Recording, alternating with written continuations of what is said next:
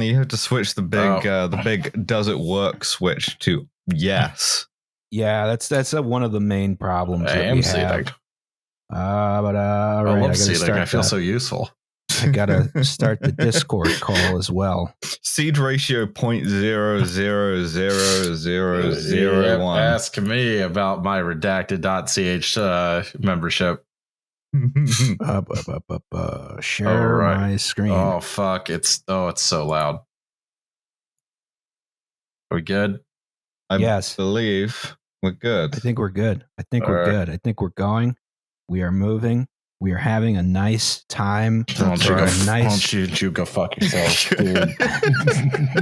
Yeah, this is the alliance of this podcast episode now. Is me and Liam both miserable, raging against everything that Roz tries to do. In the Discord group, Roz has a little crown next to his name, and I got to tell you, no monarchs will survive the revolution, Roz. The French aristocracy never saw it coming either.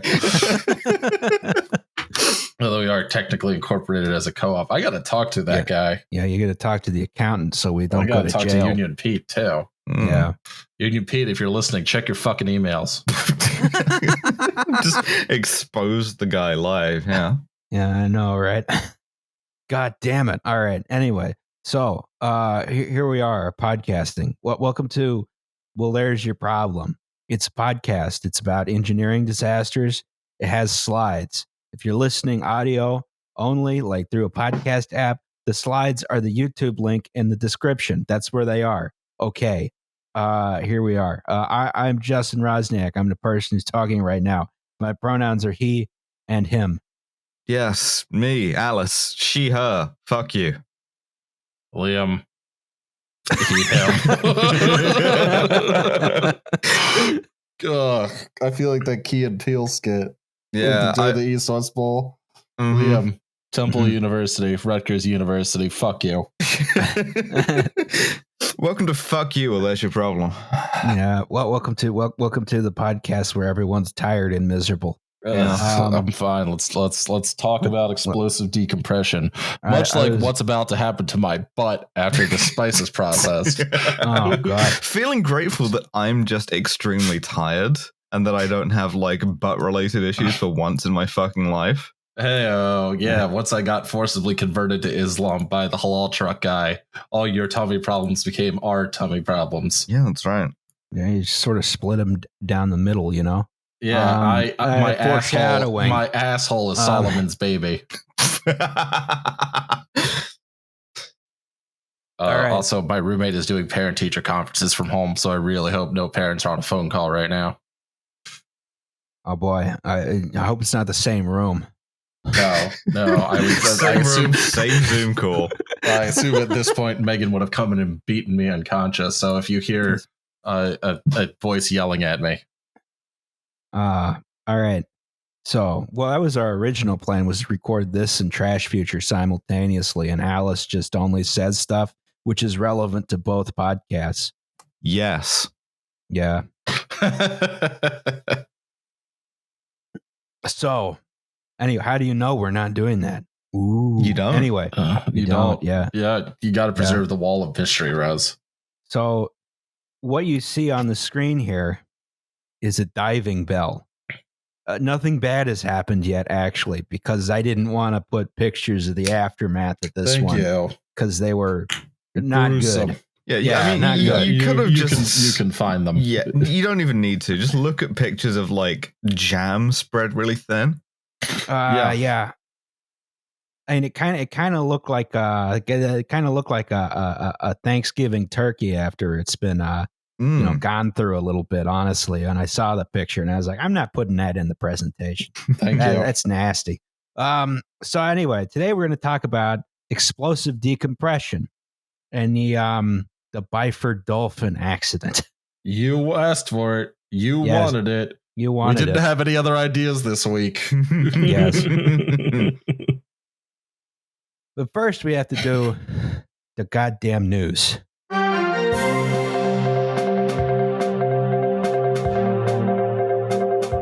New Jersey. Never change. Yes. A man. What is happening? Oh, it's it's Instagram. Oh, Um, sorry. Yeah, I was about to say. Sorry, You're I have to guess. check on my many Instagram messages. No, it was. I realized that I had been watching stories this whole time by accident, and it was just someone lyric quoting Taylor Swift. The new album's out. It's good. Go listen to it. Cool. Go fuck yourselves. This is easily the most chaotic episode of this we've done. This is. I love that this guy lives in Hamilton, and I take back my criticism of Hamilton. I know you're still going to go down to your cousin Vinny's for Sunday gravy and talk about how it's ridiculous that it costs $5 to get to your job in South Philly, but at least this guy is one of us, I'd like to say.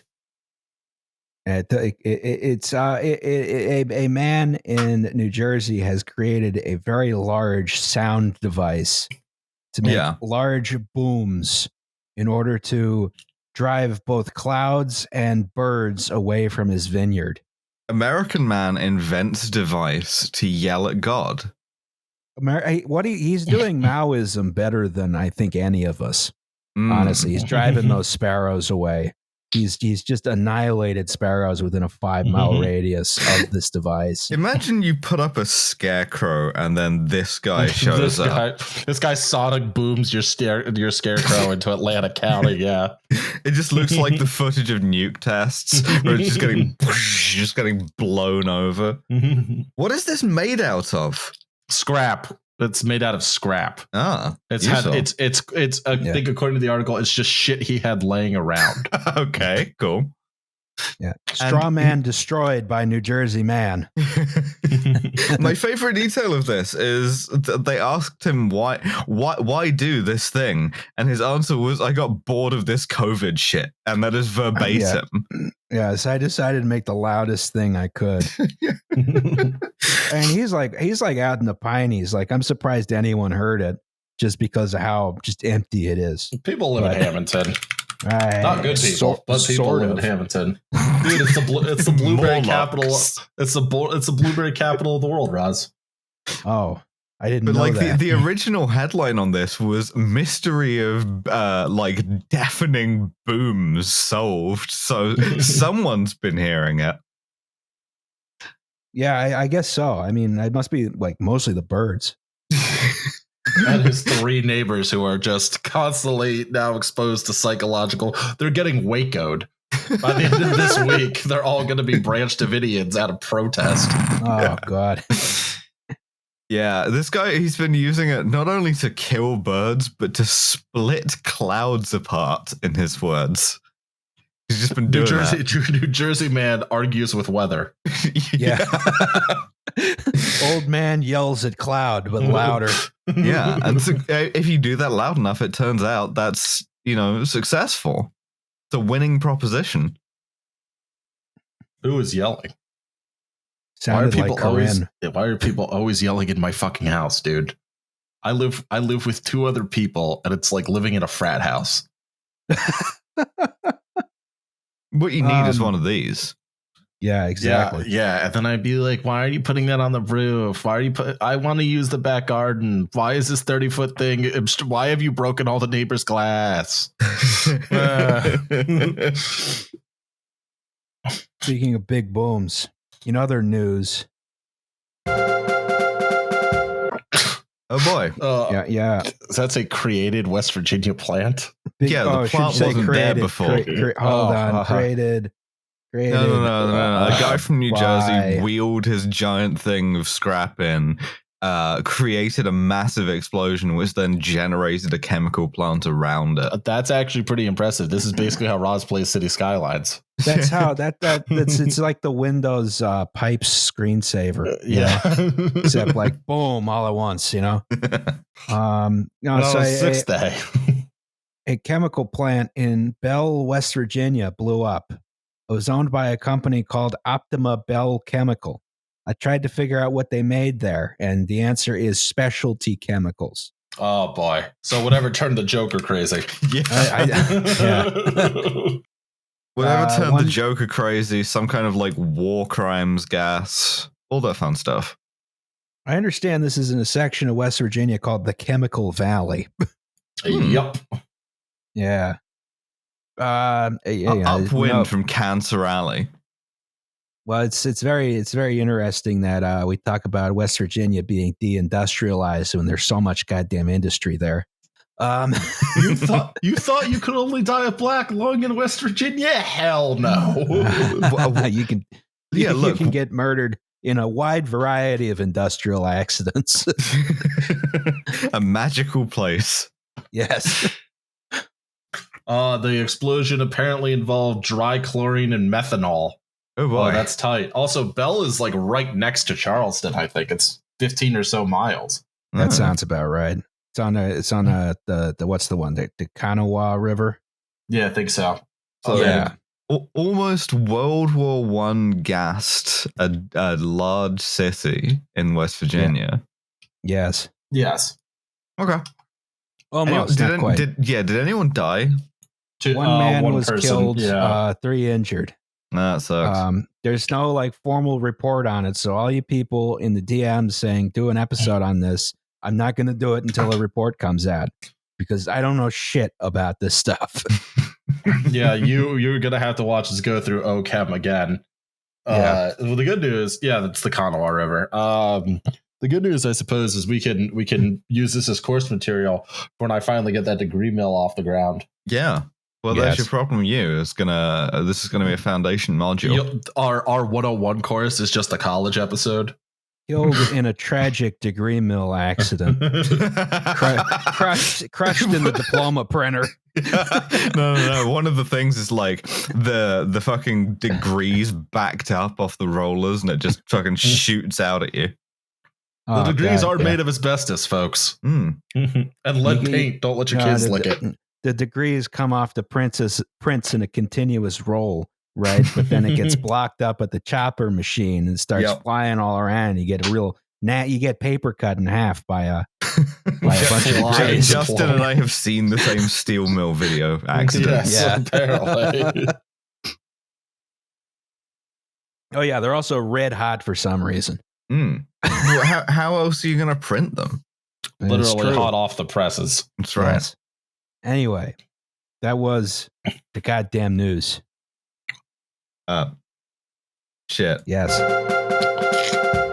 Nailed it. All right. Now, welcome to my speed run of BioShock. I was going to say, is everybody ready for diving? Is everybody ready for diving? All right.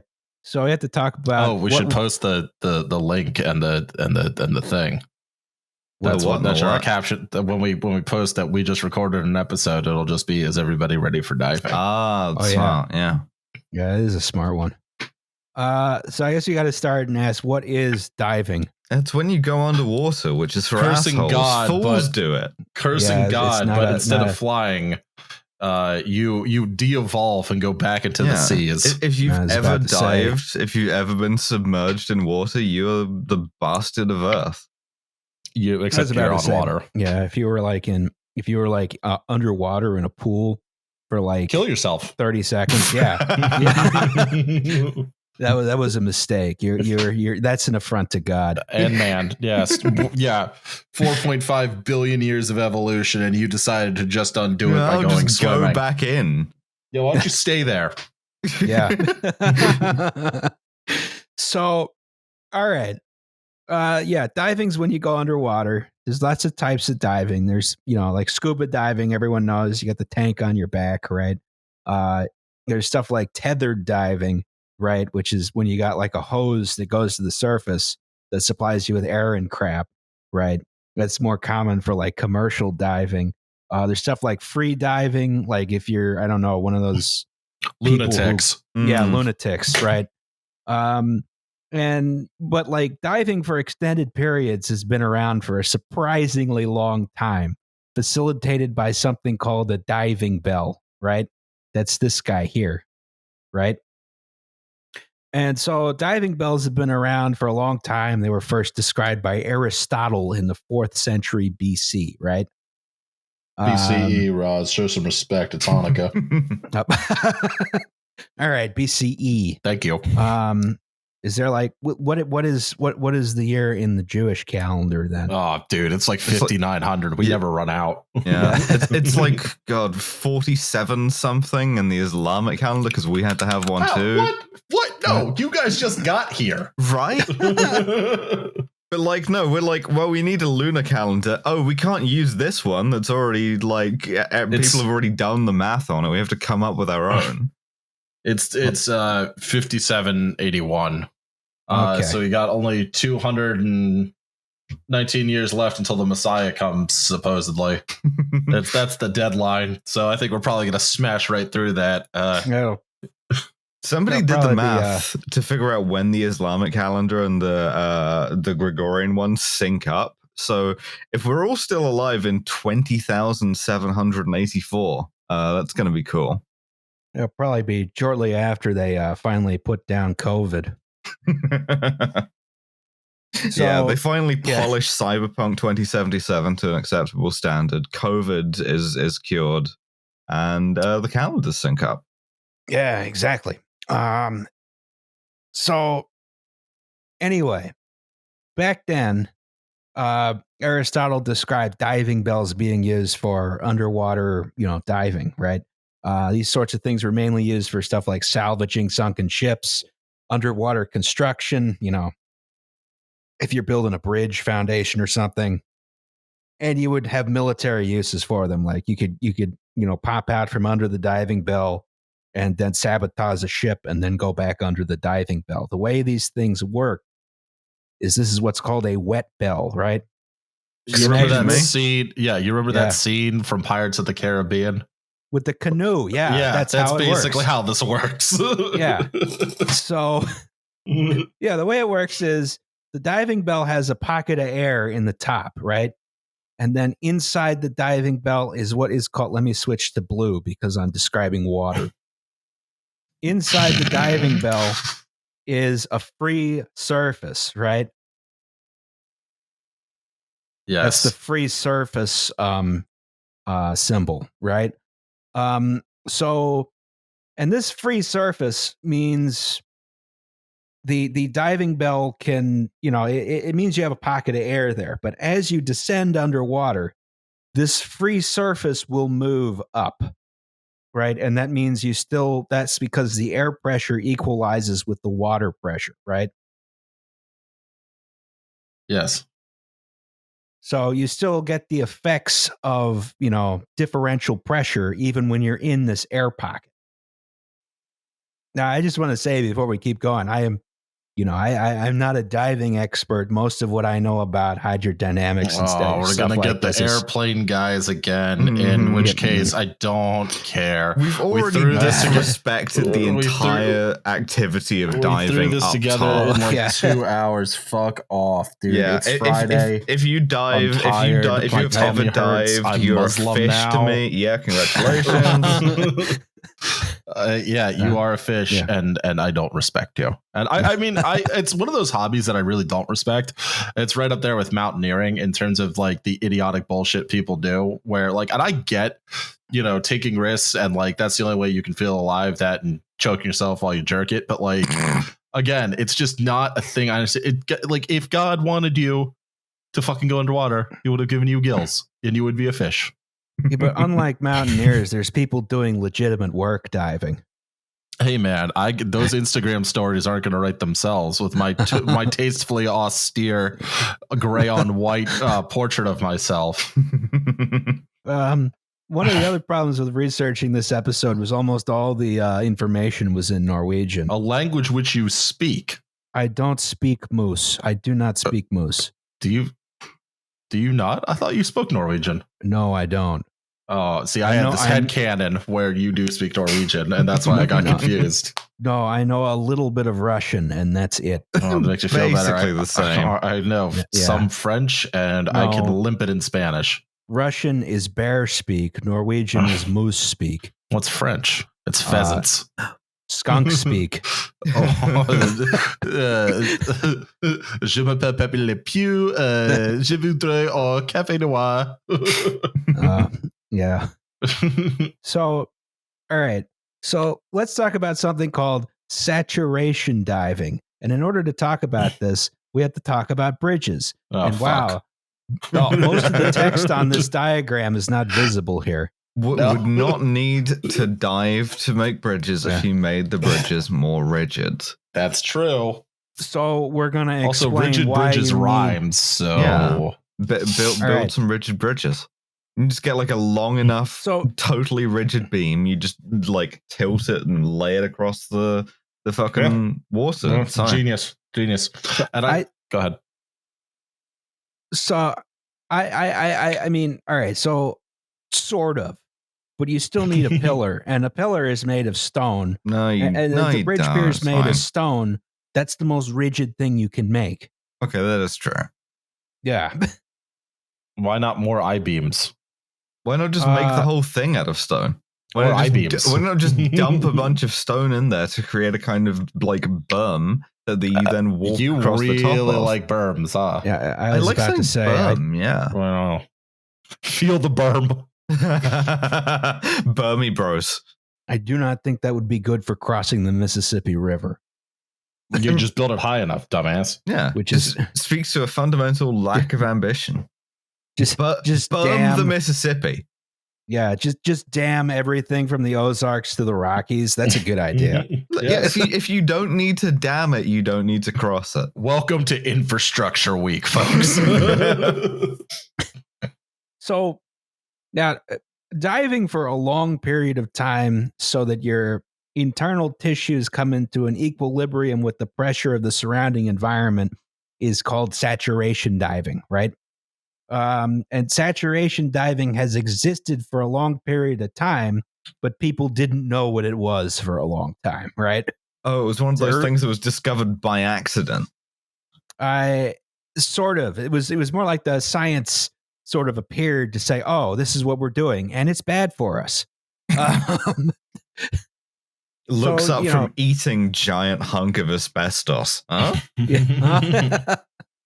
So, a lot of times, folks would stay in a diving bell for a long time while they were salvaging, sunken vessels that were really deep underwater, and they would come back up to the surface and they would suddenly develop weird symptoms like cold symptoms, fever symptoms. Sometimes they just keel over and die, right? And this has been happening for centuries.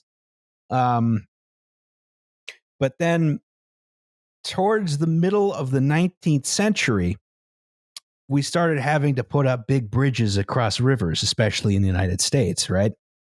And this required something called a caisson. We had the ability to pump compressed air into a rigid structure that you could then sink into a riverbed so you could excavate foundations, right? This is called a pneumatic caisson. So basically you have a large stone or concrete or wooden structure, right? You sink it into the riverbed, you pump compressed air in, you have pumps pumping water out. And this, the pressure inside there is equivalent to the pressure of the water at the bottom, right? And then workers go in there and they manually dig all the river muck out. Right. So one of the things was, as we started using these, folks would come out of the caissons and they'd start getting sick, right? And this was sort of like what's the word? Sort of a not empirically studied until the construction of the Eames Bridge in St. Louis, right? A physician named Alphonse Jaminet. Okay. A hell of a name. Yeah. They don't Started- name them like that anymore. Yeah, they started documenting these cases of Caisson disease, right? Where, workers would go in the caisson, they'd work for 12 hours or whatever the hell the shift was back then, 16, yeah. 16, whatever. And then they would leave the caisson, and there wasn't even like an airlock. It's just like you went out and there was a rapid pressure change. And then folks started having problems. Sure. But then, like, the idea that this was a disease in itself was new, because before this, if you just keeled over and died after getting out of the thing, you attributed that to living in the 19th century or earlier when people just did that shit all the time. It's like, yeah, he's probably like had too much radium or something. Yeah, exactly. Right. We didn't have radium yet. It was probably lead or probably asbestos. done too much cocaine and then just like been gnawing on a big block of lead. Yes. After a long day of being in the asbestos mines, I like to cool off with a nice cool brick of lead to gnaw on. Just a waiter grinding antimony over my food, like with a pepper grinder. Yes. Use lead instead of sugar. It's also sweet, so. Well, they did do that with wine, didn't they? It was lead sweetened wine. This bridge was put up in 1871. There are about 300 workers, I think maybe 390 something workers in the Caissons, and 12 workers were killed by Caisson disease over the construction of the bridge. Now, after Alphonse Jaminet sort of described this, by 1872, there was sort of a theory that Caisson disease was caused by Italians. No, we figured out the science real quick. See, this is unusual because for the 19th century, you expect there to be a crackpot theory along that's like, the Irishman has a higher proportion of whiskey in his blood that makes him more vulnerable to this. I wonder if that would. I don't know what the science behind that one is. I don't know. If you know about the decompression sickness while drunk, get in touch with us. By 1872, the method of action had been discovered, right? Or at least theorized, which was that, as you move from a place of high pressure to a place of low pressure, gas dissolved in your blood starts to come out of solution and form bubbles really quickly, and that impairs circulation and does a whole bunch of other crap. It generally just affects every single part of your body in just random ways, right? Yeah, just getting your blood soda streamed. That scene from A License to Kill, yeah.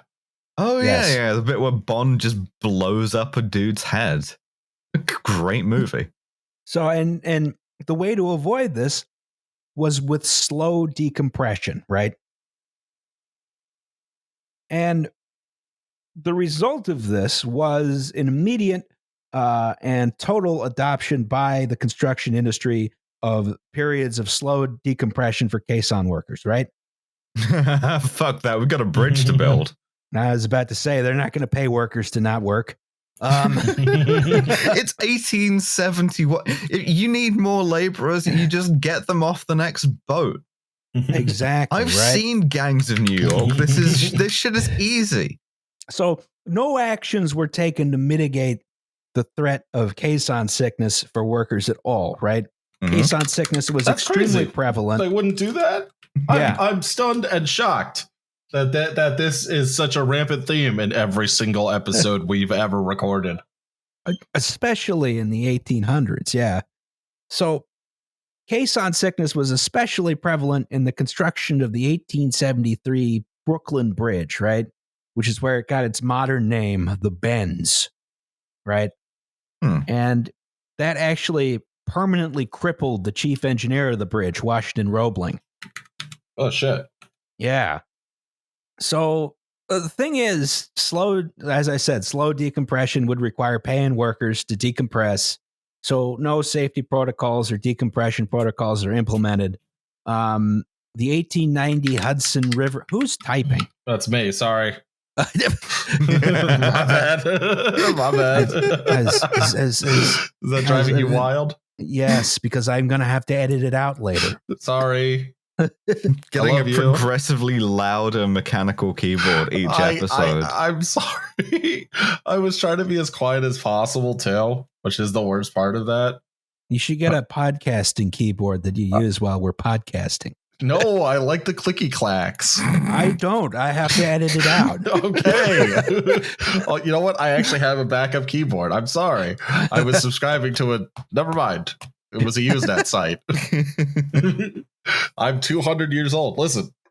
I'm sorry about the clicky clacks. I know that's right up there with my old chair squeaking. Yeah, I got to subscribe to alt.mechanical.keyboard. Alt what was it? Pave the earth. Oh, Yes. Well, if you'd just done that, there wouldn't be any Caisson sickness.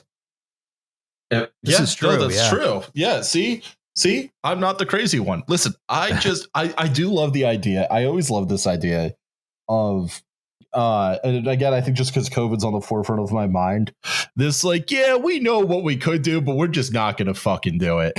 Yes. I like, this has been like, I've been talking about this with Corinne ad nauseum and Megan all day. So I think that's why it's bugging me. But just like the thing we always say about just like, you should be pissed off at these people for just basically letting you die. Yeah, and like insulting your intelligence about it the whole time. I think that's it too. Is just like, you know, there's some fucking thing I just saw on Twitter where the fucking Barstool guy is like, let businesses live and die by their own. It's like, no, dude, just pay him to stay closed. And like Mitch McConnell just being like, no, we're just not going to help. Like and it's not like, oh, it's too technically complex or whatever. It's just like, no, we just don't fucking feel like it. And I think that's the shit that just makes me so fucking angry. And I apologize. My head is, I'm not feeling on B. My head is kind of somewhere else right now, but just like this constant sort of like, you know, I know that the narrative is that basically no one gives a shit about this illness. And I don't think that's really true. I think that like, it's hard to give a shit when the overwhelming amount of messages you're seeing and hearing are that you don't matter. Like you don't matter. Your sick mom doesn't matter. You know, patients in a hospital or a hospice don't matter. Like the fact that like my roommate Megan still has to fucking go to work and teach these poor kids in Kensington is like is unfathomable to me. And like the fact that, and you might have to actually edit this out, Roz, we can talk about this later, but like the fact that the Catholic schools have just decided to stay open is unfathomable because they need that money, and like no one's fucking coming to help. And I'm just so fucking when tired. I think of the Catholic Church, I think of an organization that's really strapped for cash. Yeah, no, it's listen. Well, that's what happens when you have to pay hundreds of millions of dollars in settlement because you just couldn't stop raping kids. Yeah, I'm just so fucking tired and exhausted, and I know I sound like I'm having a breakdown, and I'm not. I'm very under control at the moment, but just like every fucking day, realizing that like no one gives a shit about you is an extremely hard way to live. Yeah, I mean that like the thing that's happening with me right now is the public inquiry into Grenfell. Listen to our episode about it. Is going on, and like everything that you think about it is like worse and more brazen than we ever suspected. Is that right? We're gonna have to revisit it. We're gonna have to do another episode, but Grenfell reduxed. Yeah, you thought it was bad the first time. Just you wait. Until you see the contractors' emails and WhatsApp messages to each other. I feel like I'm gonna throw up if I read those. Yep. I just like, this is the shit that on every episode, and I think just having now recorded, what is this, 48 of these, I just want to say, if there's one thing you should take away from this podcast, there's one thing you should ever take away from this podcast, is that the dumb hippie bullshit of love will win and shit like that, you know, is rightfully mocked. It's like, you're allowed to be pissed off, and you should be pissed off at people who don't care about you. You're allowed to be pissed off. You should be pissed off at people who left you to die. You're allowed to be pissed off, and you should be pissed off at Mitch McConnell, at Joe Biden, at fucking anyone who thought that your life didn't matter, and that it was more convenient to save a couple dollars basically than to fucking make sure that Megan could stay home, or like Miss Venus could stay home, or whatever. And like the fact that like every fucking day I wake up and I have a panic attack because my parents are old as shit, and I live 2 hours away from them, and I constantly fucking worry that this is the day some fucking asshole in a giant just isn't going to wear their mask, and my dad's going to get sick, and that's going to be the end. And the thing is, like, I understand that the government doesn't give a shit about you, but that also doesn't excuse you from not giving a shit about other people. So like, be a fucking adult, wear a mask, stop fucking going to places with other people. All right. Don't even acknowledge that other people fucking exist. Stay in your house. Buy some snacks. Like, I don't fucking know. Just get really good at Call of Duty. I know that was a guy. I'm 155 in Warzone, and I am ashamed of myself. We should play Black Ops. I've been playing Transport Tycoon for the past 3 days. I know you have.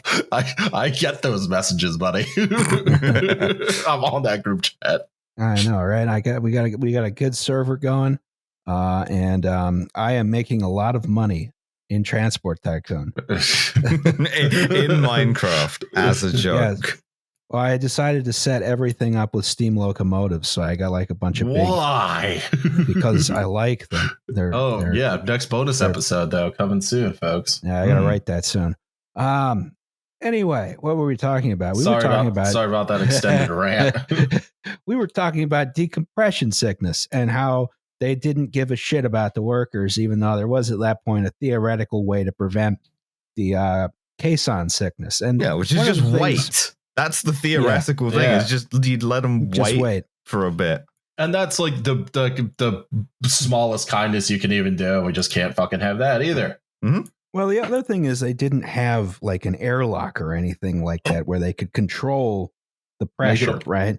Yeah. You sort of had like a pressurized zone and an unpressurized zone, and you just kept pumping air into the pressurized zone, and you had to, I guess, walk against the wind when you were entering. Oh, good. Our favorite thing. Yeah. Just taking a run up to go into the Caisson. Yeah, exactly. Right? Just hitting a wall of air, fully like T-posed.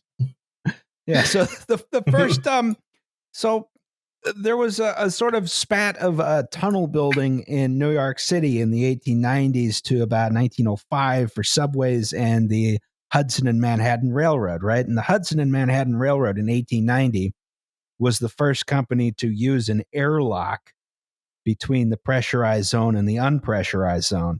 And this reduced incidence of the bends, right? This was sort of secondary to the main thing, which is conserving compressed air. But, it worked, right? But around 1904, after the construction of, half a dozen subway tunnels into lower Manhattan, right? Which killed around 30 workers in total from the bends. Jesus. Right? Yeah. Christ. And that's a horrible way to go out, too. Hey, it's not very good, no. Finally, some regulations were put in place to mandate slow decompression, right? Oh, how merciful. Thank you. Yeah. Which, of course, business was very unhappy about because they had to pay people to sit around and not do anything. Oh, the horror. Oh, no. Horror, yeah. It's only meant to be executives. Yeah, well, I mean, ask Roebling about that. Well, you can't because he's dead. We'll dig his corpse up. Dig him up and shake his hand. Appreciate the man. Dig him up and shake hands with danger. Oh. All right. So a piece titled The Prevention of Compressed Air Illness, published in 1908, provided a list of tables describing staged decompression, right? It's where if you have been compressed. I'm sorry, that's just an extremely funny. It's just a phrasing. It's just like if a man has come along and compressed you. Yes. Here are different pressures at which you should be decompressed at different amounts of time. But once we have this theory of preventing decompression sickness, there's now an ability to do something called a saturation dive. So there's some experiments which were done in 1938, the first intentional saturation dive, which was just some people sitting in a pressure vessel in a hospital in Milwaukee, right? God damn. Can you imagine just being that asshole? Yeah. Just diving in Milwaukee. Yeah. In Milwaukee. Yeah. America's most romantic city. I know, right? Most socialist city as well. Just leaving a space there for Chicagoans to get mad at us. I like your pizza. I don't like your socialist, but I like your pizza. So, this shows that saturation diving was practical, but there were still some problems with alleviating something called nitrogen narcosis, right? Oh. And nitrogen narcosis is a sort of feeling of drunkenness, right? Owing to the presence of high-pressure nitrogen in the bloodstream, right? So you're telling me I can get drunk for free and all I have to do is hang out in the fucking Marianas Trench? Actually, it's a lot less depth than that. It's a lot easier. I can just hang out in Milwaukee and get drunk for nothing? Yes. Well, a couple dollars, but yeah. So divers are introduced to something called Martini's Law, right? Speaking of getting drunk for a couple Yeah, that's dollars. right. Yeah. And Martini's Law states that, your equivalent of nitrogen narcosis is every 10 meters below 20 meters of depth is the equivalent of drinking one martini. Is that fucking serious? It's a rule of thumb, but yes. I love science. Excuse me, I fucking love science. Epic bacon troll face, Elon Musk.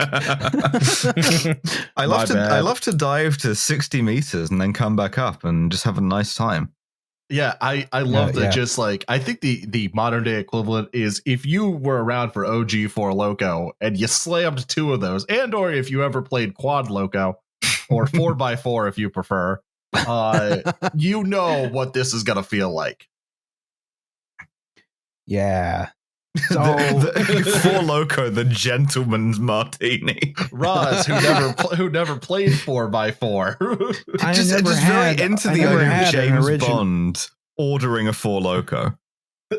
Shake it, not stirred, and then just the foam hits him, blinds him in one eye. Real mark of sophistication is James Bond playing the beer hunter with 6 4 Locos. Bloodfield, it's time to die. Just like vomiting, clearly eyes bloodshot. For some reason, though, he does not miss. Like,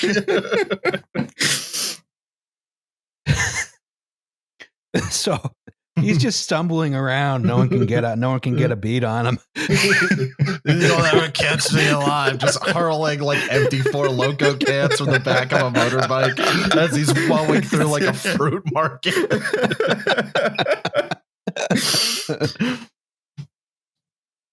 So there's a lot of experimentation with different breathing gases, right? And they found out you can avoid this nitrogen narcosis with an oxygen helium breathing setup, right? And so saturation diving became practical for like commercial purposes. The first saturation dive was accomplished in 1965 when divers replaced a trash rack on a dam in Washington State at a depth of 200 feet. A trash rack? Yeah, it prevents trash from getting in the intakes and fouling the turbines. I have a question that's going to possibly sound stupid. Is there a reason they don't use, like, I guess, the composition of Earth's atmosphere in these breathing gases? Or is that you need a higher concentration of oxygen? No, it's because of the nitrogen narcosis. You get rid of the nitrogen, you replace it with helium. You get rid of the nitrogen altogether. No. I understood. Yeah. Okay. Yeah. All right. Because I wasn't sure what with like normal ass air. Yeah. Okay. Yeah, air is like 70% nitrogen. Well, right. Exactly. That's why I was asking. And then, all right. I think your helium oxygen mixture. I didn't put this in the note. I don't know this offhand. I think it's like 95% helium and then 5% oxygen. Damn. Okay. All right. Thank you. But because it's high pressure, you get more oxygen. I guess. I don't know. Do you still get the voice thing happening? Is my question. Absolutely. Awesome. You come out. Oh God, I have a very Byford Dolphin. These guys come out. 3 of them have. Yes. 3 of them have been turned into Smuckers, and the 4th guy is trying to describe what's happened. Oh my God. All right. So now then, commercial saturation diving is something that not a lot of people do. And the people who do it make a lot of money doing it, right? You said doo-doo. Yeah, I did, yes. So a lot of diving is required with modern industrial society, and it's not just stuff like open ocean diving, right? You got to have people go down and inspect things like dam intakes and water supply tunnels, right? So, there can be people saturation diving to inspect the New York City water tunnel in White Plains, New York, right? This isn't just like open ocean stuff. Because those tunnels are like 200, 300 feet underground. Again, fuck that. By this point, get a robot to do it. Robot. Yep. I think they do have a robot that can do it now, because I think they just sent one through Water Tunnel 1, which has never been closed since it's been built in like 1917.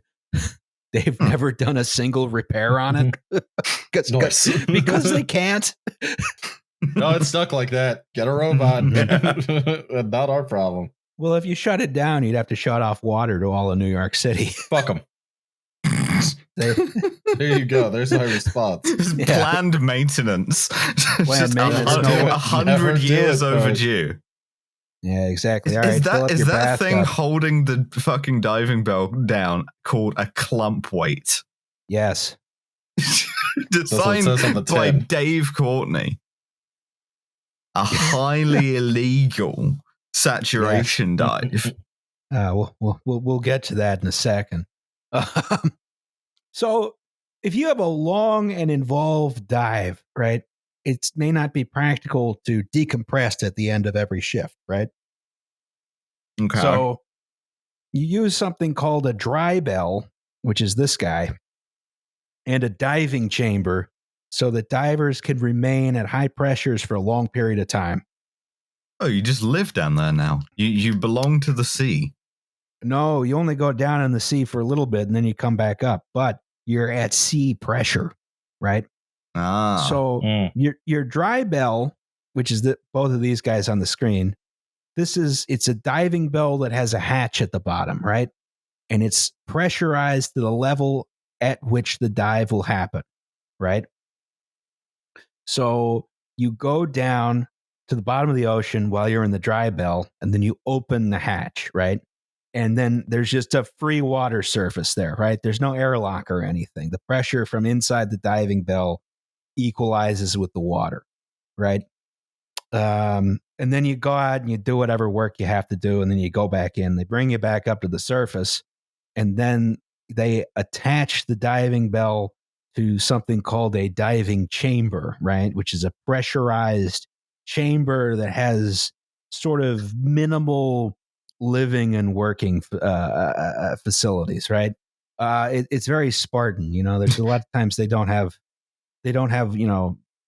basic necessities that you would usually expect in. They lift you up on a crane and they bolt you into a shitty apartment. Yeah, exactly. Emphasis on shitty. I think a lot of them don't have toilets. You have to go in a bag. Poop in the ocean, baby. That'd be the smart idea. Yeah. Yeah, just go in the suit. I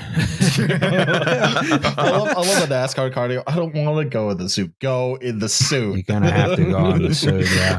A shaking hands meme between saturation divers, medieval knights, and NASCAR drivers. Go in the suit. Early astronauts. Yeah.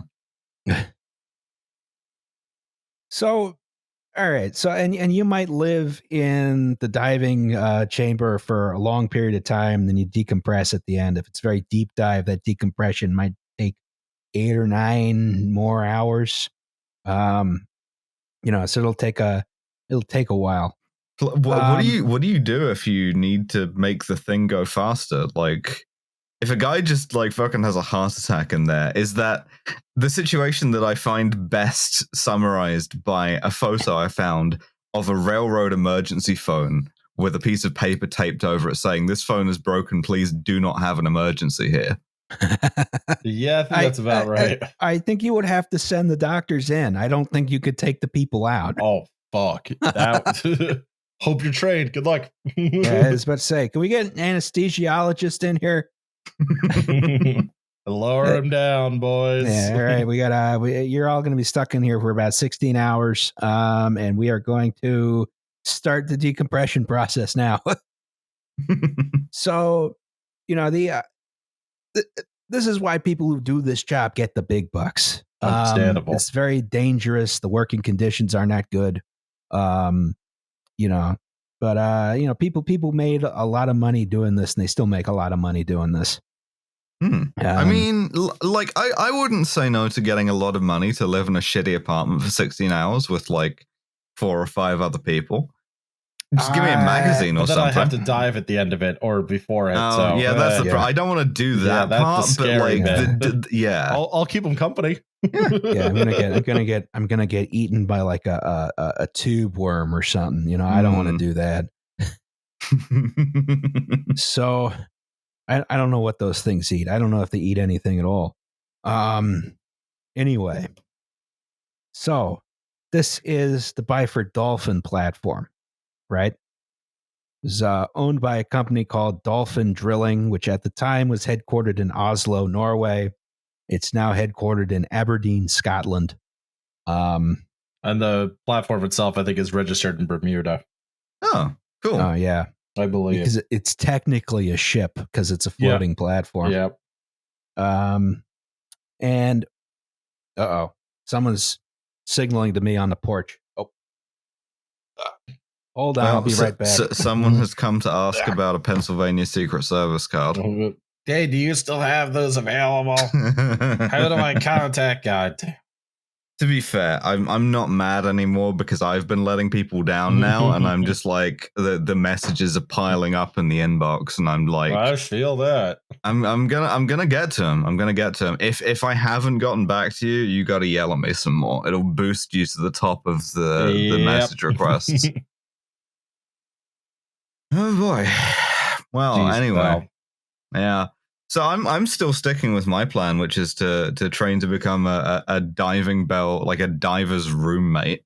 Like I don't go on any of the dives, but I'm just in the couch. I'm just there to hang in the out. dive. Yeah.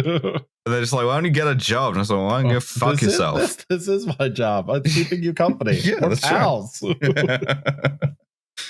God, what do you even do for 16 hours to keep yourself occupied? Like, are they all jerking each other off in there? You can't check your phone down there. I don't know. They don't have like a PlayStation or anything. This is my highly compressed PlayStation. However, the N64 we installed works just fine. It's shrunk down to the size of like a sugar cube, and it's just like everything works. Audio's a little rough. Our business card sized Game Boy Color that we all share. Just 5 dudes all making 250 G's a year. I have to pass around this one Game Boy Color with 2 games, and it's Pokemon Red and Pokemon Blue. And they're arguing with each other on who can complete the Pokedex first. And there's lopsided trades and shit, and then you still got to sit next to that guy for 14 fucking hours. God. I'm trying to think how I would occupy like 14 hours with like nothing to occupy myself with. And I think I'm too millennial or too Zoomer or whatever because I don't know if they're lit. I mean, I suppose you could just bring a book. I took a 14-hour flight. I've taken several of them. And you're just like by hour 4 or 5. I think because you know the time is so long, you can find ways to occupy yourself on a 4 or 5 hour journey. But like, and you'll be fine. But then you start hitting hour 6, hour 7. You're just like, all right, I guess I'll try to sleep. Yeah. Like it just, that would suck. So I guess you're just bringing down a phone you don't care about and using it for as long as it'll work. Yeah, I mean, I guess at some point you just got to start doing the like the real deep self meditation shit where you're like I don't want to do playing poker in your head and shit. I'm back. Hi. Did you die? What happened? No, I've been arrested. They're taking me away. All right, see ya. All right, yeah. we'll do this. No, someone across the street had put their address down wrong, and the package was coming here as opposed to there. Oh, okay. Yeah, so I just. Why didn't you steal it? Because it hasn't come yet. Oh, okay. Well, so I just left a note on the on our mailbox. Gotcha. Hey, this package should go across the street. All right, where were we? We were talking about whether or not they have a Game Boy in the diving bell. They usually got like closed circuit television, or excuse me, they got a television usually. They got like at least some amount of entertainment in there. Huh. Oh, if there's TV, that's fine. Yeah, I can do that. Yeah. The diving bit, still no. But probably, I wonder if you can get Wi-Fi in there. we were talking about that. We assumed you couldn't. I don't know. You probably there's definitely like an umbilical system that would be able to supply internet. Yo, it's Cat 6E up in here. We have the world's tightest LAN party. Every time I get killed in Call of Duty, I imagine the rich inner life of the guy who like sniped me instantly, and the fact that he would just be like a Norwegian in a diving chamber is extremely funny to me. I just love the fans work better at higher pressure. No, except for those Delta fans that are only designed for server cabinets. Those things were great. It's just that one picture of a LAN party with the guy duct taped to the ceiling, except that's every guy.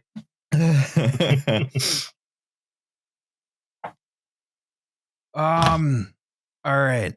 So Byford Dolphin was and is a floating platform for North Sea oil exploration. It was built in 1974, still operates, right? We already talked about different types of oil rigs in the Piper Alpha episode. If you want to hear about that, go back to that episode. Once again, all bad things are the result of oil. Insert Drake's well image. Yes. Yeah, I'm surprised it's not in this one.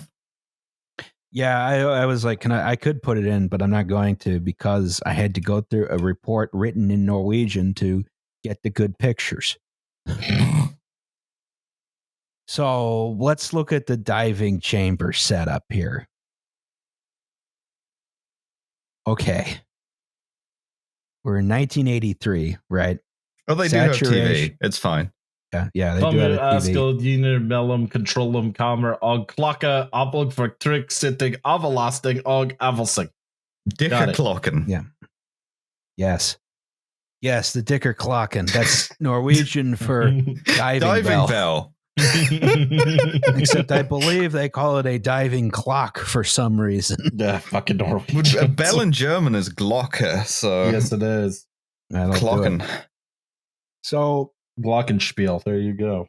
In 1983, saturation diving was a relatively mature profession, right? There was sort of this Wild West period in the 1970s, right? Just carrying a gun down there. Yeah, seabed's Pressure haunted. is not your friend. Getting back in the diving bell, seabed's haunted. It's not even an automatic. It's just got a revolver. Yeah. Don't break. Yeah. So, now, like a lot of the stuff by 1983 was relatively safe, almost routine, right? But there was still old equipment in use. Byford Dolphin's diving chamber system was built in 1975. It was labor intensive in operation and it lacked a lot of safety features and mechanical interlocks, right? It's probably fine. Now, we'll see. Byford Dolphin was drilling in the Frigg gas field, right? The diving contractor was a company called Comex. So let's look at this system here, right? So down here we have the Dicker Klokken, right? That's the diving bell, right? Mm-hmm. That's what the kids are calling it these days. You have your camera 1. That's the chamber 1. You have your 4-camera. That's your 4-chamber. You have camera 2. That's the living chamber, right? You have the Forbindelsas tunnel, right? And that's the connecting tunnel between the Dicker Klokken and the 4-camera, right? Okay, sure. Right. And if you look on Wikipedia, that is where they just call it the trunk, right? And then over here you have the hyperbar evacuating set, right? Oh boy. Okay. Oh Jesus. Yeah, this is the hyperbaric evacuation chamber, which they use in case they haven't decompressed, but the order to abandon ship comes on, right?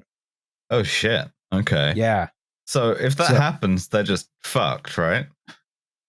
Oh no. So here's a picture of the setup, and you can see it's mounted on top of a lifeboat. Oh, okay. Yeah. Just get jettisoned into the sea, still in my fucking hyperbaric chamber. I understand this has the ability to independently decompress on its own, and then there's a hatch so you can get into the lifeboat proper. Huh. But yeah, so you haul the diving bell in with this derrick here, which I assume extends out this way. You attach the diving bell, right, and then people can go in and out.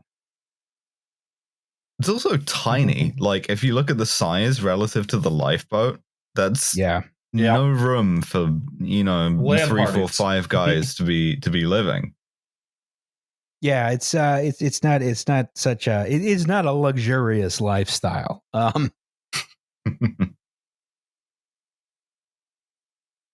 So, all right.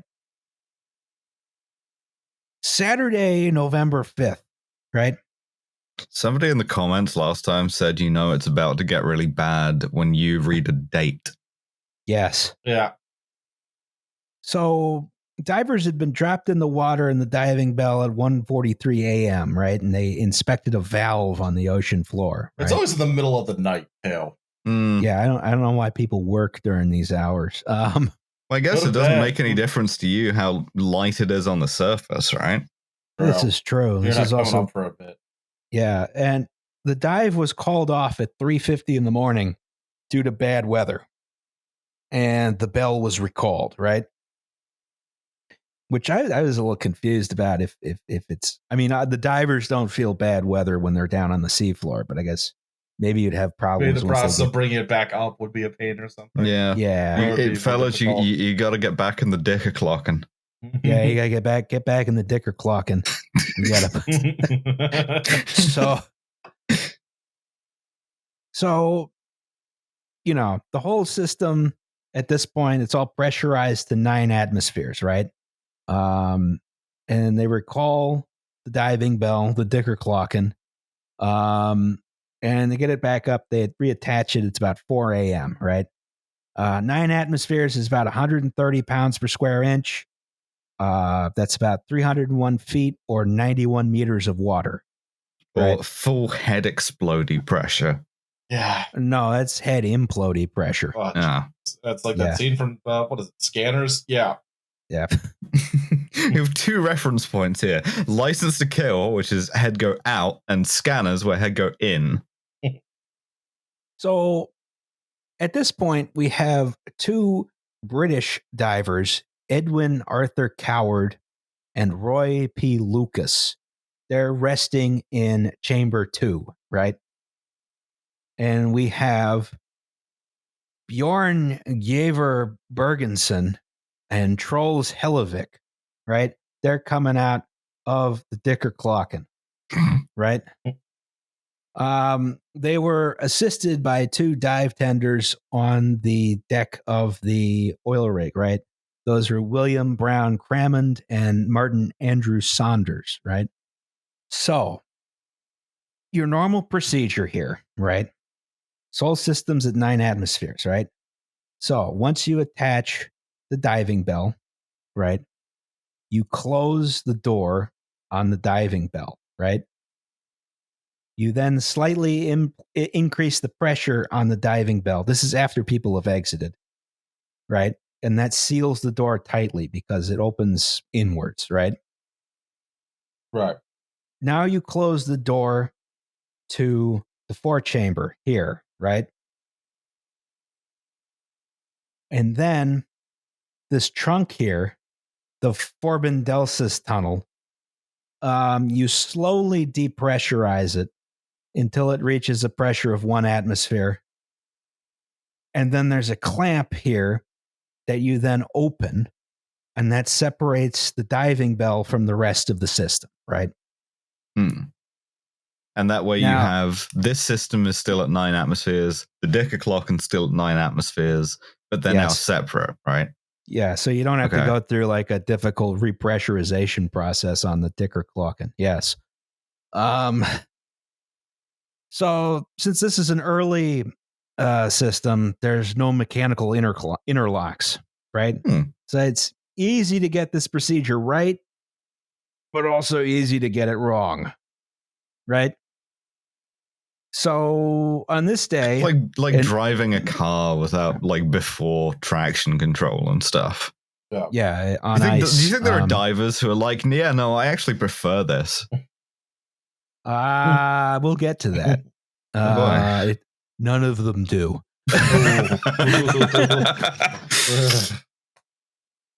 But you can really feel the road this way. So today, one of the dive tenders, William Brown Cramond, got it wrong. No one's entirely certain why. He opened the clamp here before Hellevick had fully closed the door to the forechamber, right? And almost instantly, all hell broke loose. Things got very bad very quickly. Very, very quickly. This is probably all over in about 10 seconds. Fuck. All right, so the door to chamber 1 was immediately jammed closed by the pressure, but not fully jammed closed, which is a problem. There's sort of this weird center hinge thing, apparently, which I don't know how people got through. I can't visualize this in my mind how it works. I had some difficulty with it because, again, all the information is in Norwegian. So it almost jammed shut, but not quite, right? So there was just this crescent-shaped opening about 24 inches long remaining, right? So 9 atmospheres of pressure and 25 square inches of opening was about 25 tons of force sending everything through that tiny opening. So Hellevick, who was right there, went through. You ever see a sausage extruding? Just kind of that, but it's 25 tons of weight pushing it through. I do not recommend looking at pictures of his remains. Nope. They're very easy to find, and you don't want to find them. The escaping air also then popped the diving bell right off of the system, right? And that killed Cramond and severely injured the other dive tender, Saunders, right? When you say popped it off the system, how do you mean exactly? Like a champagne cork. Yeah, essentially. It just popped right off. Okay, and then they went to the surface? Were they on the surface? My bad. Yeah, this is on the rig. This is on the rig. Okay, my bad. Yeah. So this thing just goes, this multi-ton diving bell just goes flying across. Like a champagne cork. Holy fuck. Yeah, just sort of whoop, right? Whoop. And away it goes, right? In the meantime, the 3 remaining divers in the system, they did not get sucked out, but they were subject to explosive decompression, right? Oh boy. Which essentially gave them a very extreme form of the bends, like their blood just boiled instantly. Right? Nope. Yeah, nope is about right, I think. Yeah, so it stopped circulation and they died very, very quickly. Well, you would hope, but yeah, exactly. But holy shit, though. And then autopsies that were performed later found that all the fat in their bloodstreams precipitated out of solution and sort of just covered all their arteries. It's just like a weird thing, it immediately causes the results of coronary artery disease. Yeah, just obesity speedrun. Exactly. 100%, yeah. One weird trick to be obese without actually having to gain weight. So, all right. 5 men were killed instantly because one man did the procedure wrong. Who is at fault here, right? Guy who did the procedure wrong and the guy who designed the procedure. Well, the official investigation came out shortly afterwards. Yeah, no, they said the problem was human error. It's the dead guy. Yeah, it's the dead guy. It's the dead guy's fault. Human error. Weird how it's always the dead guy's fault. Exactly. You want to blame the dead guy, right? Open and shut case, done and done. Pack it up, boys. That guy Cramond was an idiot, and there's nothing else to learn here, right? Well, I had to go to a Google Translate of an Internet Archive copy of a 2008 Dag Bladit article for this. Dag bladder. Yeah, Dag Bladit is a Dag funny Bladit. name for it. Yeah, it is a funny name for a newspaper. So there's a lot of folks who allege there was a cover up, which, I think pretty objectively there was, right? Because they're trying Again, to shield, shocked. trying to shield the Norwegian government from liability here. Was this Gladio again? Were they like This is- smuggling CIA weapons caches in the No, they're- Dickerclocken? They're But trying just up to and down, not anywhere else. Just up and down. It's Yeah. just the same. Why are we even doing this? Because Alan Dulles told us to 50 years ago. These are the same 5 M16s, and there's one Stinger missile, and it's full of water, and it doesn't even work. Get on the bell. Get on the bell. We have to arm, train, and fund the moderate underwater forces. It's just merfolk who are just like, the Stinger missile doesn't work. It's full of salt water, like we told you it was the last time. Harvest merfolk. There's just a guy down there. There's a merman wearing a fucking pack hole. this is our oil. You thought? So the year before the disaster, the Norwegian Petroleum Directorate, right, the NPD, introduced requirements for diving companies to install a new kind of clamp between the diving bell and the decompression chamber, which You're was going to tell me that designed. this clamp was installed here, right? That's the thing No. that they did. No. No, Wow. the Well, new that's your clamp had problem. the new clamp had a mechanical interlock, so it could not be opened while under They pressure. didn't install the anti-murder clamp. Yeah, they did. They didn't install the thing that was required because Byford Dolphin and Comex had a dispensation to use the old type. They're like, okay, yeah, you need to do this regulation, but actually you don't have to. They got okay. a variation. Yes. Cool. Great. 1 month after the accident, the NPD made this regulation absolute. They got rid of all of the variances, right? What the so they hell did other it- kind of waivers were out there floating around at this point, We don't feel like it. Okay, A waived. lot. Yeah. So, there was an expert witness who was brought in for hearings at Stavanger in 1984. His name was Tom Halverson, right? So Comex, the diving company, had applied for and received several other dispensations from the Norwegian Petroleum Directorate, one of which was to extend the diver's period in saturation from 12 to 14 days to 16 to 18 days. So you're living in that chamber for 18 days, right? And figures presented in Holy court shit. showed that 38% of all dives were extended. So it was kind of a general exemption, right? So you just had extreme strain on a few divers. and dive tenders, presumably. Oh yeah. Yes. Well, yeah, because everyone was working 16-hour shifts. There was mandatory overtime, and part of this is because there were not a lot of people who were trained to do the kind of work that needed to be done for the oil industry. But it was also, it was very, very stressful work. Mandatory overtime is a bad thing in any industry, but in something as stressful as diving, it's very bad. Yeah, I mean, so what you like about video game crunch, but generally speaking, when you hit the You're button, not doing it underwater. right? You're not doing it underwater, and if you're developing, say, Cyberpunk, right, and you forget to turn off the make dick visible through clothes button, it doesn't like fire a guy through a hatch, Yes. and turn him into like chunky marinara. Yes. No one was liquidized as a part of the Cyberpunk 2077 crunch. Yes. That said, crunch still sucks. Yeah, it does. Yeah, and I appreciate you guys getting all mad about the bugs and not about, everything fucking else that's happened during development of that game. Yeah, although I will say that it is funny that they pushed people that hard to release on this schedule. And then the thing that they released on this schedule was, sometimes the guy just has his dick out.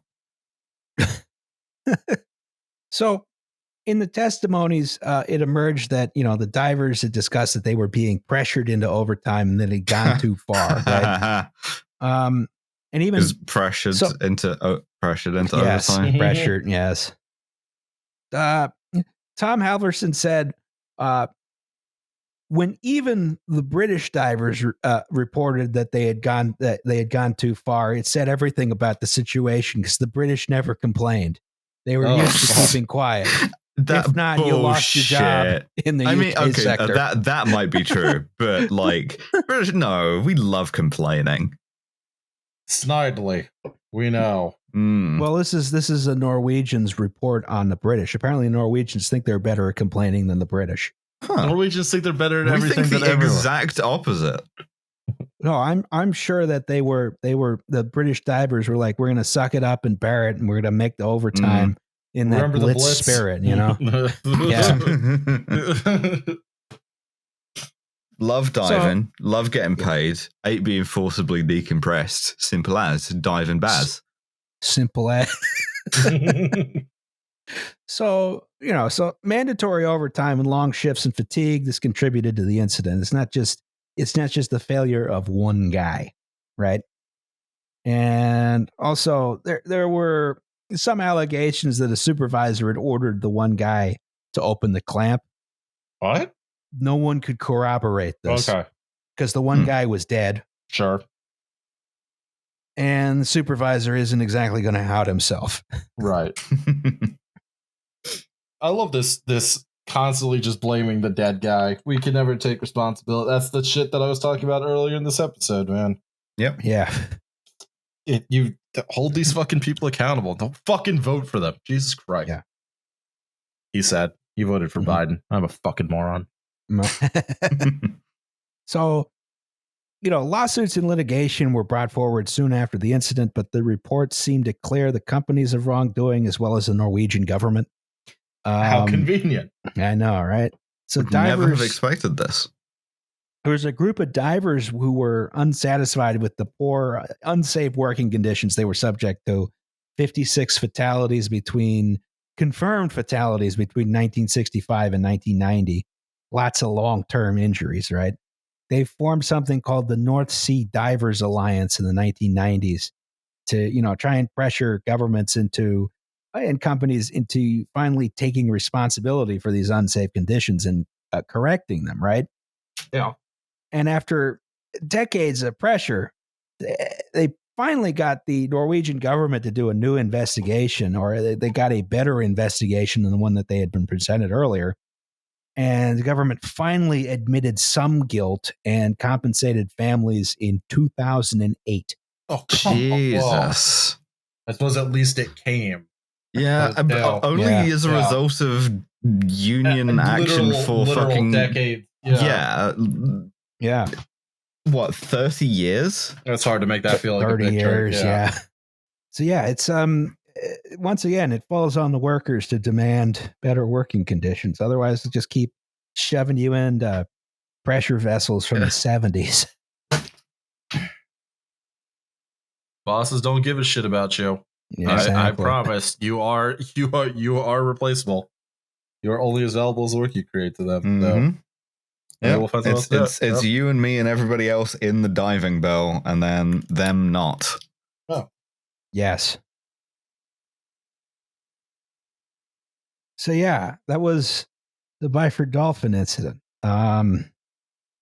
Once again, do not look up the photos. Don't do it. Yeah, Don't do it to yourself. Do not look up the photos. If you're like me, you're going to do the thing where you're like, man, that sounds terrible. So immediately I'm going to do it. Yeah, Paul no. Walker car crash pics? Yeah.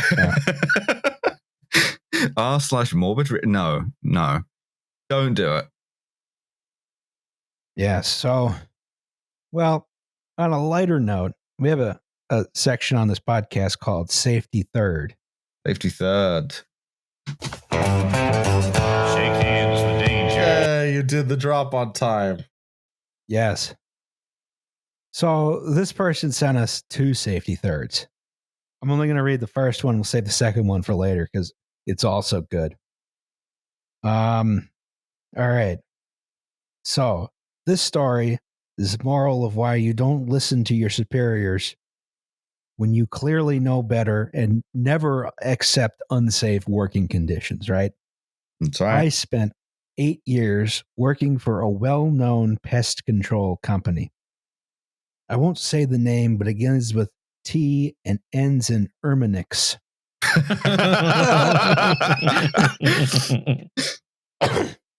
Now, before I begin, I will say corporate did the right thing, sort of, and the guy responsible eventually gets his comeuppance, right? Anyway, we had a customer somewhere on the border of Queens and Nassau County on Long Island who managed to get the only infestation of dry wood termites I have ever encountered. Dry woods don't live in the soil like most termites and have to be fumigated with a tent over the house, right? This was not something I or any of the technicians on site had ever been specifically trained for, but I was selected to be on roof duty as I had previous experience as a roofer. In addition to myself, there were 5 other technicians, 3 sales techs, my service manager, the sales manager, my branch manager, and the responsible person on the site. Responsible is in quotes, the regional manager. It's too much directing around here. I was about to say, too many conductors for the orchestra. First thing we do when we get on the roof is we need to secure ourselves, right? This is done with something we call a saddle. This is 2 steel plates attached by a hinge that has a chain holding a ring for us to hook safety lines onto. That is, I believe, this guy here sort of goes over the top of the roof, right? We had 2 of these saddles, and I wanted to secure one on each end of the center of the peak and run a safety line between them so we could hook directly onto them and never have to adjust the length of the ropes attached to our harness. Reasonable. I guess you have one at each end of the peak of the roof, right? And then you have a safety line in the middle. And then you hook onto that safety line, right? So I was overruled. The regional manager only wanted us to attach one saddle in the center of the roof. I protested as using the old calibrated Mark I eyeball. I estimated the length from the center of the roof to the end of the peaks to be longer than the distance of the center of the roof to the ground. Okay. And I know how pendulum action works. So I pointed out that if myself or my buddy fell while working the far end of the roof, our elastic cord would not be able to completely arrest our fall. Oh, boy. Now, once again, I was overruled in front of the entire team. I was told to adjust the length of my rope as I go by tying loops into it to shorten it, and was told, look, just don't fall off. So we got through the first day of putting the tent up with no incidents. 48 hours later, it was time to take the tent down with the same crew on site. After the tent itself came off, we had to remove the carpet squares on the edges and corners of the roof that had been staple gunned down to prevent the tent from ripping. As is typical on a hot summer afternoon, a rainstorm moved in while we were doing so. The roof became slick, and while working on the far end of the roof peak, I slipped. Oh, no. Dude, they specifically told you not to fall off. Yeah, I was about to say, if you'd just not fallen off, you would have been fine. Okay, sliding down the roof, I instinctively grabbed for my rope and managed to grab one of the loops I had tied in. Oh, no. Now, still sliding, I attempted to plant my feet. Managed to stand up, and when the rope went taut, good old pendulum action kicked in, causing me to run uncontrollably downhill in a futile attempt to slow down and stop myself. Oh, fuck. Still holding the rope, I reached for the gutter line and now swung out away from the house and my outstretched leg collided with the next door neighbor's brand new wooden stockade fence, Oh, Ow. snapping 3 of the top points off with my right calf. I then slammed up against the house and came to rest, still holding on, about 1 foot off the ground. My safety line that was supposed to snap and go elastic at the gutter line was still laying on the ground, right? My buddy saw the whole thing and very nonchalantly told everyone below, he fell off the roof. fucking brilliant powers of deduction there, bud. Yeah. This was first met with laughter, but that ended when I limped around the corner. All in all, I was all right, but my leg was left with a nasty lump and bruises in the shape of the fence. A picture of which from the night of is enclosed in this email. Cool. God damn, dude. Yeah, not so Yeah. good. Oh, So the next day, we had to file an incident report. In that incident report, the regional manager claimed he was not on site at the time of the incident. okay. You heard that torpedo did not destroy itself. You heard it hit the hull, and I was never here. Yes. And he claimed we had installed the one saddle with no input from him. The rest of the management refuted this claim, and after an HR investigation, the regional manager was bumped down to a branch manager and sent out to Suffolk County, the Suffolk County office, or as we called it, the circus. I like the implication that, like, within the world of pest control, exile to Suffolk County is like a punishment worse than death. Yeah, I've been to Suffolk County, can confirm. So it's a branch that was known as a place where managers are sent in the region for their careers to slowly die. By the way, to repair the neighbor's fence, apparently the regional manager took money from the salesman's commission to do it. About a year after the incident, my now former regional manager and I happened to cross paths, and he immediately brought up the incident and told me that I had gotten him in a lot of trouble over it.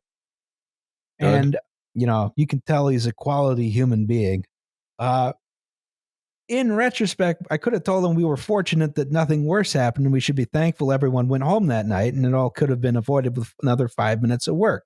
But instead, I pulled up the picture of my leg on the phone and showed it to him and told him to suck a hard one, Bob.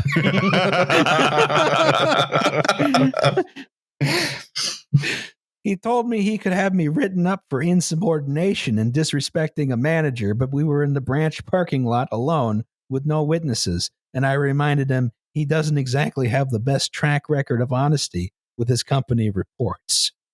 Insubordination, too, like it's the Marines. I know, right? That's amazing. Conduct unbecoming a pest control officer. I got court-martialed. I got a I got dishonorable. NJP'd. I got captain's mast for fucking telling my boss to suck a hard one. Dishonorable discharge from Terminex. Solemnly to everyone at Terminex, shaking their hands. Thank you for your service. Thank you for your service. Thank you for your service defending us from the bug menace. That's right. Well, that was safety third. Shake hands with danger. Sure. I've inspected some peak roofs in my time, and I never had any kind of safety equipment. Now I realize I probably should have. Yeah, well, that's what happens when you're an intern. The next episode's on the Tacoma Narrows Bridge disaster. That's right. Gonna find out how the CIA did that one too. Yes. Are we gonna try and do? No. Are we gonna try and do the Q&A episode? Yeah, let's do it. Yeah, let's do it. Yeah, sounds good. That'll be episode 50 after Tacoma Narrows, obviously. Hell yeah. Because this is 48, right? Yeah. Yeah. Okay. So 50 will be Q&A. Do we want to try and set up that Curious Cat doohickey? Yeah, please don't be mean to us. Yeah, I was about to say. Well, we're a group of 3 people, so you can't use it to cause us to have a mental health episode. That's right. Which is the usual. We're perfectly purpose of, capable of having those on our own. Thank you. Exactly. Thank right. you. Yeah, can Yeah, so confirm. if you use it to hurl abuse at us, I will fight you. That's right. Wow, taking up my mantle. Congratulations. Yeah, exactly. We'll all fight you. We're a unified front here. We cover one hemisphere. Actually, I was going to say 2 hemispheres, but I'm actually not sure. No. which- It's all north and it's all west, I think. Well, bye, everybody. Yeah, I was about to say. Bye, everybody. Unless we have commercials. Do we have commercials? Not I to don't my have a knowledge. commercial. I just want to go lay down. Yeah, I All right, also that want to makes go lay sense. down. All right. All right. All right. Ending on a positive note. Everyone can have a nice Fuck nap. off. Yeah. Fuck you, Ross. Fuck you. You have to do an hour and a half at least. Yeah, I was about to say with one major interruption. So Sorry. all right. Bye, everybody. Yeah, Bye. we'll all go decompress now. Yes. Hopefully not explosively. Yeah.